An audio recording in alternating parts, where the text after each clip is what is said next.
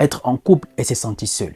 C'est le pire des sentiments. Être en couple avec une personne qui n'est pas capable de constater, sans que vous ne lui dites, que vous êtes malade, que vous allez mal, que vous souffrez, que vous êtes triste. Cela laisse tout simplement voir son manque d'intérêt pour vous, un manque de considération, un manque d'estime. Aujourd'hui, un couple sur deux se solde par une séparation. Ce qui est dommage, parce que certaines personnes restent blessées et en souffrance. Alors que vous soyez dans une relation naissante ou mariée depuis un certain nombre d'années, il y a des erreurs qu'il ne faut surtout pas commettre, qui ne pardonnent pas, surtout lorsque celles-ci sont répétitives. Alors dans cette vidéo, je vais vous donner 7 erreurs à ne pas commettre si vous êtes en couple ou du moins si vous envisagez de vous mettre en couple. 1. Comparer sa vie de couple à celle des autres. C'est vrai qu'à force de voir X ou Y s'embrasser au quotidien, s'offrir des cadeaux, peut vous pousser à avoir des doutes sur votre relation. Et vous posez la question, est-ce que vous êtes avec la bonne personne? D'autant plus que vous ne vivez pas la même chose dans votre couple. C'est normal, puisque aucune histoire d'amour ne se ressemble.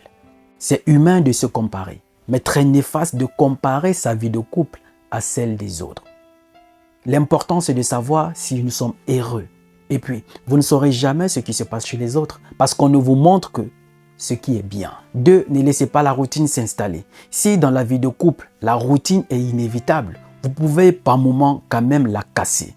N'attendez pas que votre vie de couple soit totalement dégradée avant de vous réveiller. Au nom du fait que vous êtes habitué, travail, maison, dormir. Vous n'avez pas de temps, vous êtes fatigué. Pour entretenir la flamme, proposez-lui des sorties même sans des enfants. Mettez-vous dans votre plus belle tenue. Surprenez votre partenaire. Oui, parce qu'une belle histoire d'amour se nourrit aussi des surprises. Mais n'arrêtez toujours pas de continuer à séduire. 3. Ne prenez pas votre partenaire pour acquis. Rien n'est acquis dans ce monde. Même si ça fait des années que vous êtes avec cette personne et que vous vivez le véritable amour, elle ne vous appartient pas. Et imaginez que cette personne ne vous quittera jamais est la pire des erreurs qu'il ne faut pas commettre en couple. D'autant plus que cela ne vous incite pas à faire davantage des efforts pour entretenir votre relation. 4. Vous voulez aller trop vite. Il vous aime, vous l'aimez, alors tout va bien dans le meilleur des mondes. Et naturellement, vous voulez aussitôt passer à l'étape supérieure de votre histoire d'amour.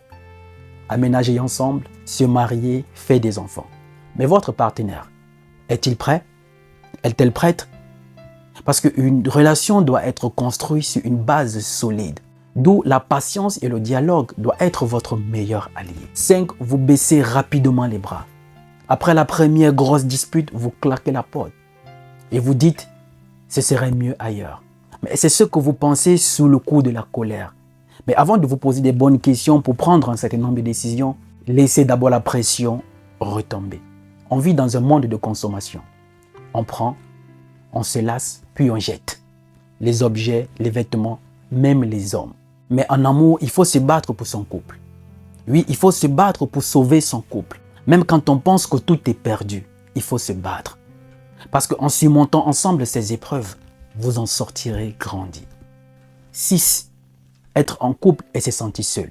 C'est le pire des sentiments. Être en couple avec une personne qui n'est pas capable de constater, sans que vous ne lui dites, que vous êtes malade, que vous allez mal, que vous souffrez, que vous êtes triste. Cela laisse tout simplement voir son manque d'intérêt pour vous, un manque de considération, un manque d'estime. Et ce qui vous traverse l'esprit en ce moment, c'est que vous vous dites, vous n'êtes pas avec la bonne personne.